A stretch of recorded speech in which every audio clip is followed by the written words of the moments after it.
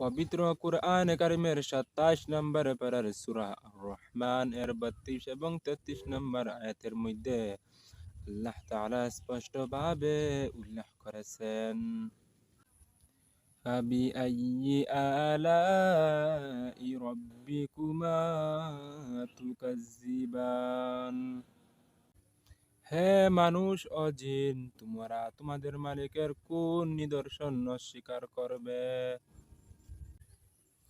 يا معشر الجن والإنس إن استطعتم أن تنفذوا من أقطار السماوات والأرض فانفذوا لا تنفذون إلا بسلطان।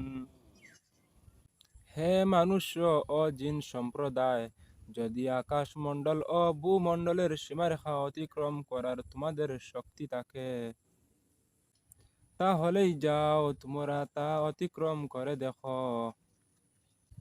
কিন্তু আমার দেওয়া ক্ষমতা ছাড়া তোমরা তা কখনো অতিক্রম করিতে পারিবে না।